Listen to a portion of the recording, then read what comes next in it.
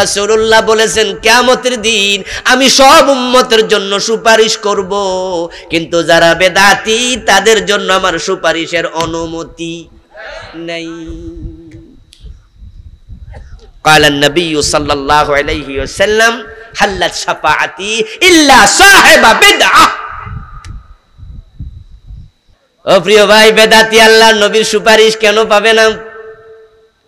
قال النبي صلى الله عليه وسلم من حدث حدثا أو هوى محدثا فعليه لعنة الله والملائكة والناس أجمعين। আমার রাসূল বলছে যে ব্যক্তি বেদাত আবিষ্কার করে, যে ব্যক্তি বেদাতিকে প্রমোট করে, সহযোগিতা করে, তার উপর আল্লাহর গজব, ফেরেশতাদের লানত, বিশ্ব মানবতার লানত, তার জন্য আমার সুপারিশ নাই। রাসূলের তো খেপা কেন?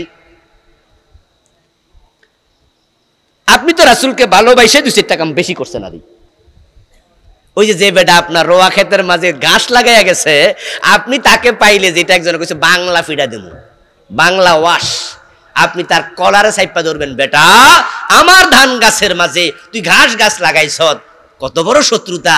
হে কইল যে ভাই কি কোন এসব, আমি তো আপনার উপকার করছি, বিনা টাকায় লাগাই দিয়েছি। আপনি কইবেন এই ধান গাছে যদি ঘাস গাছ জন্ম নেয়, রেজাল্টটা কি দাঁড়াবে? এই ঘাসের কারণে কয়দিন পরে ভালো ফসল আর হবে না। বেদাত যখন সমাজে ঢুকে যাবে, তখন সমাজ থেকে ইসলাম হারিয়ে যাবে।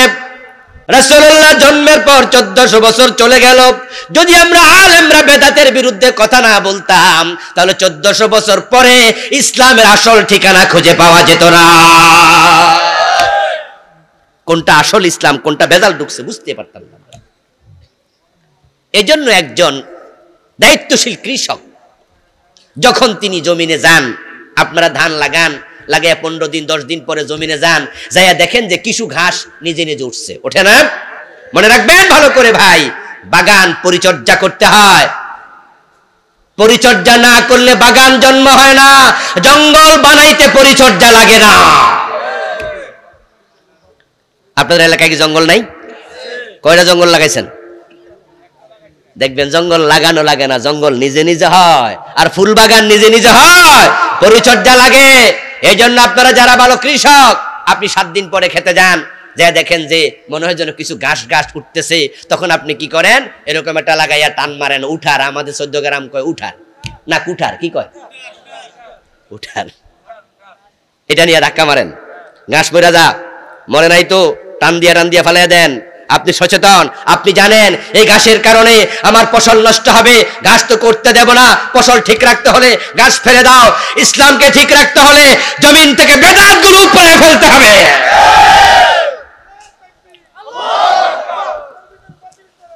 আমার ভাইয়েরা সতর্ক হবেন, সতর্ক। ইসলামের পাহারাদারি ইহুদিরা করবে না, ইসলামের পাহারাদারি হিন্দুরা করবে না, খ্রিস্টানরা করবে না। তারা ইসলামকে মিটিয়ে দিতে চায়। ইসলামকে জিন্দা রাখতে হলে আমাদেরকে পাহারাদারি করা লাগবে। আপনারা যারা কিছু বেদাত করছেন, আপনারা আমাদের দুশমন নন, আপনারা আমাদেরই ভাই, আপনারা আমাদের মুসলিম ভাই, আপনাদেরকে আমরা ভালোবাসি।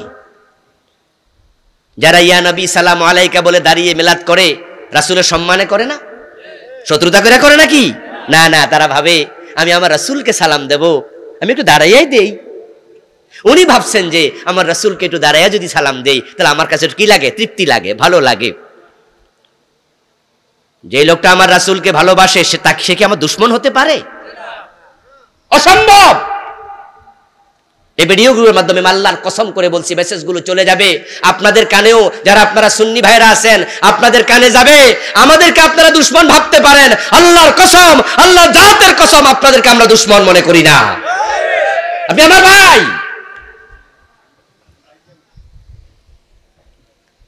আপনি আমার রাসূলকে ভালোবাসেন, যে রাসূলকে আমি ভালোবাসি, যে রাসূলকে দুনিয়ায় পেলে আমি আমার গায়ের জামা খুলে ওনার পা মুছে দিতাম। ওই রাসূলকে আপনি ভালোবাসেন, আপনি দাঁড়িয়ে সালাম দিয়েছেন। কিন্তু আমি আপনার দাঁড়িয়ে সালাম দেওয়ার বিপক্ষে কেন কথা বলি? আমি কেন বলি ইয়া নবী সালাম আলাইকা বলে এরকম মিলাদ কিয়াম করবেন না? আমি কেন বলি? আমি বলি যে এই সিস্টেমটা রাসূলের সাহাবীদের জমানায় ছিল না।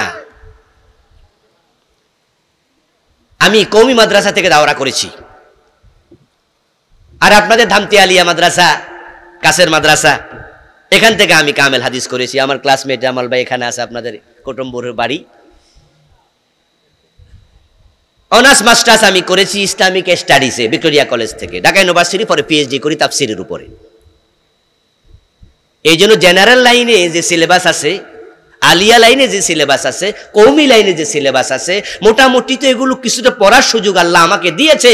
22 বছর 23 বছর 2001 থেকে 2023 পর্যন্ত কামিল মাদ্রাসা পড়াচ্ছি হাদিসের কিতাব বুখারী মুসলিম।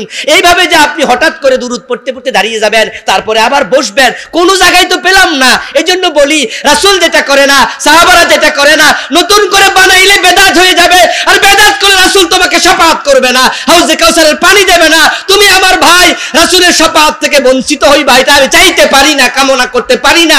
এজন্য তোমাকে আমি সতর্ক করছি, আর কিছু না। আরে বেদাত তো মানুষ ভালো নিয়তে করে। যেমন আপনারা এখানে আমি দেখছি, যখন আমি রাসূলের নাম নিছি মুহাম্মাদুর রাসূলুল্লাহ সাল্লাল্লাহু আলাইহি সাল্লাম, তখন কিছু ভাই কিন্তু এরকম করছেন।